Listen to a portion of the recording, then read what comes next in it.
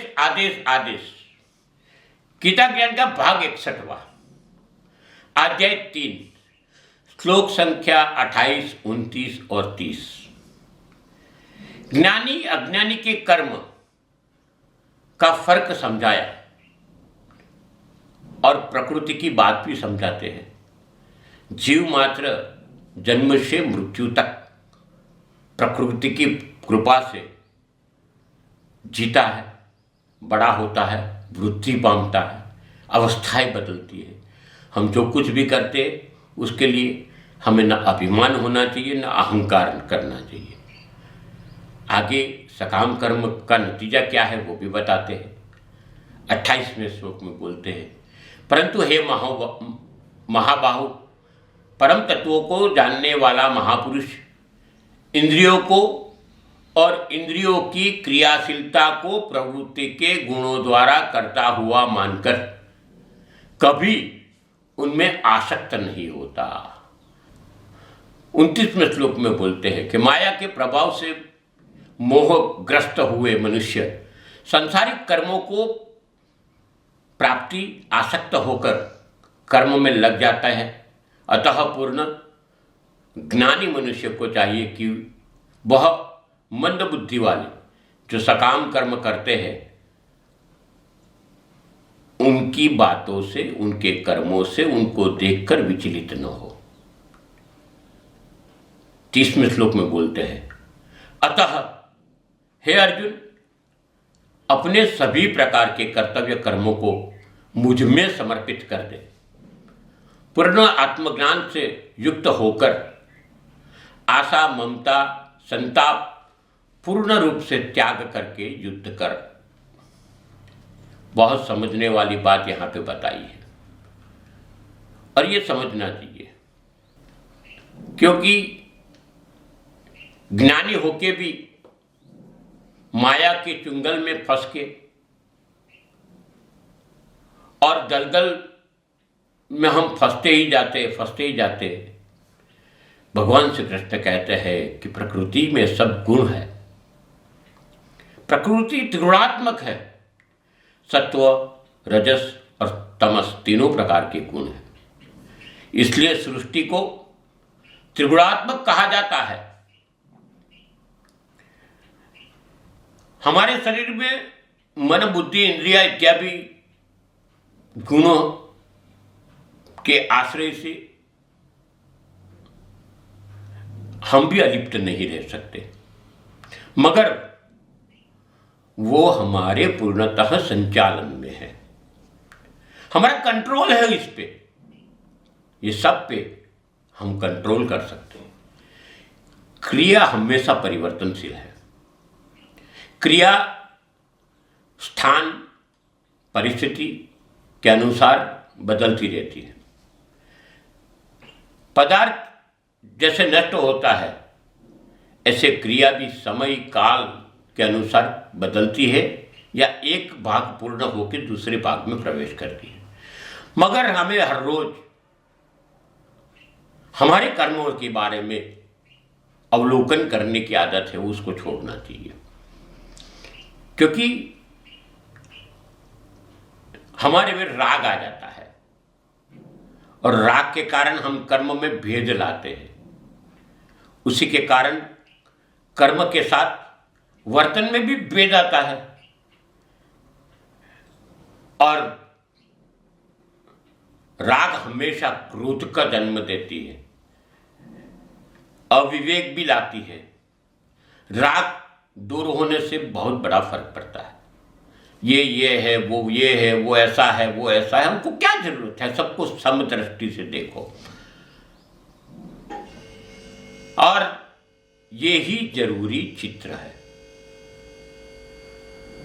ये जब भूल जाएंगे, ये राग निकल जाएगा तो क्रोध भी निकल जाएगा, भेदभाव भी निकल जाएंगे। हम देखते हैं, खाते हैं, पीते हैं या किसी से संवाद करते हैं, ये सब समय आवश्यक है कि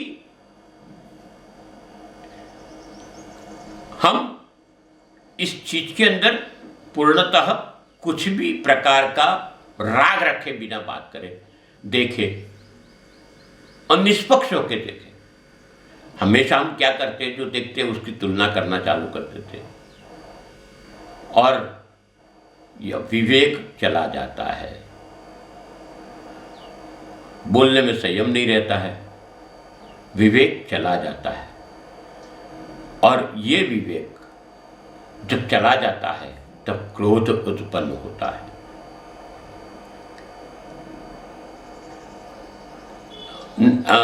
ये करूँगा, ये करने से मुझे नाम मिलेगी, ये करूँगा, ये करने के बाद मैं बहुत बड़ा बन जाऊँगा। मनुष्य परिवर्तन के साथ बदलता है और ये सिर्फ याद रखने की जरूरत है। शरीर में बदलाव आता ही है, मन से बदलाव आता है, क्योंकि हम प्रकृति के भाग हैं। पर ये बदलाव विकृति का स्थान न बन जाए, ये हमें ध्यान रखना है। सजाग रहना बहुत जरूरी है। यही सच्चे कर्म की समझ है।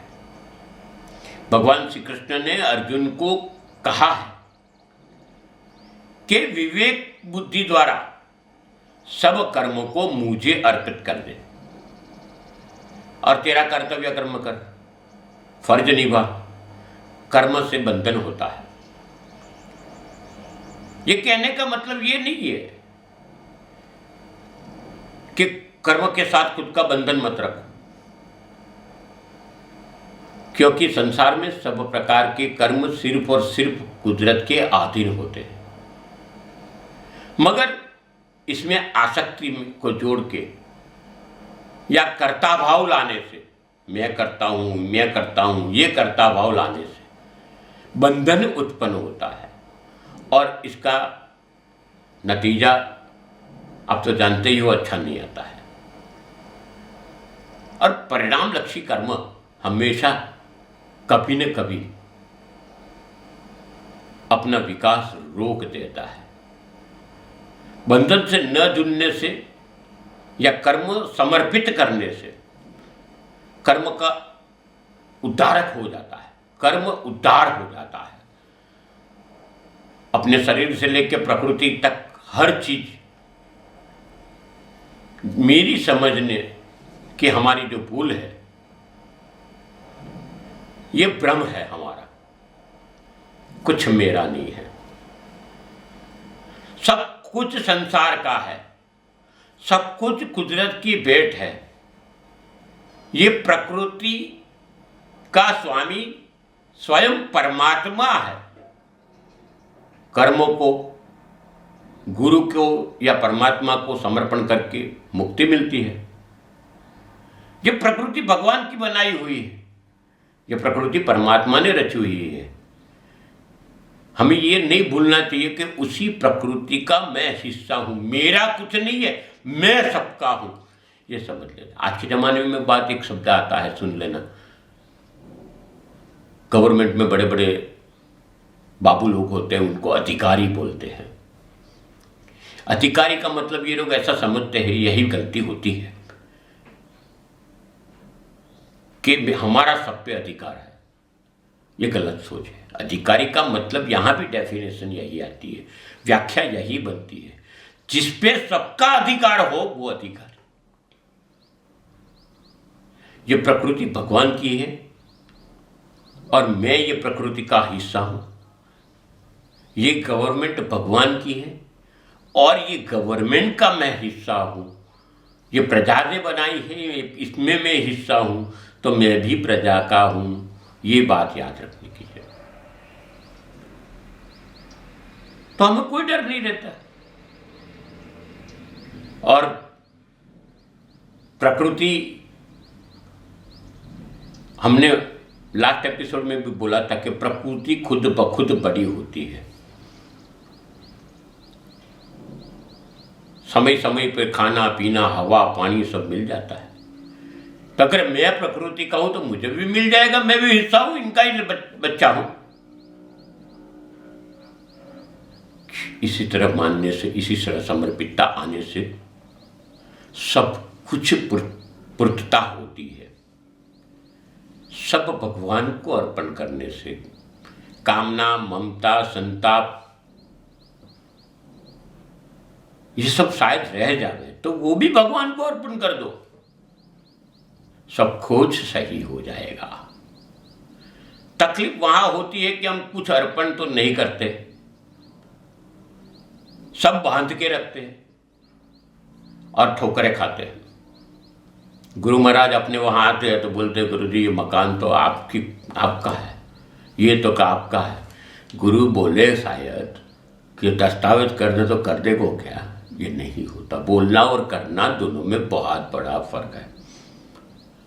अर्जुन श्रेय की कामना करते हुए युद्ध के कर्तव्यों को त्याग करने की सोच रहा था, मगर ये उचित नहीं है। पहले तो श्रेय की कामना ही गलत है और संसार में कर्तव्य ऐसे जो ना चाहे भी करना पड़ता है, उसकी ममता छोड़ के कर्तव्य निभाना और वो भी सदगुरु को, परमात्मा को, भगवान को, जिसको भी मानते हो उसको समर्पित कर देना। कर्ता भाव से हट जाना है और कर्म इसी तरह करते हैं तो हानि नहीं होती। ये एकदम गूढ़ रहस्य जो कर्म से जुड़ा है और इसको समझना चाहिए। भगवान श्री कृष्ण ने अपने मुख से ये चीज अर्जुन को बोली है, मैं मेरा खुद का सब कुछ नहीं, सब कुछ प्रभु का। ये चैनल आपको सनातन की बात दिलाते हैं। ये चैनल के अंदर हम इस जमाने में भी कलयुग में भी गीता को जोड़ने की कोशिश कर रहे हैं। बस आप सबको विनती है, इस चैनल को सब्सक्राइब करिए, इस वीडियो को लाइक करिए, शेयर करिए, लोगों तक पहुंचाइए। धर्म का प्रचार में आप हिस्सेदार बनिए। आप सबके जीवन में गुरु गोरक्षनाथ जी की और भगवान श्री कृष्ण की कृपा बनी रहे, ऐसी शुभकामना के साथ में अस्तु शुभम भवतु।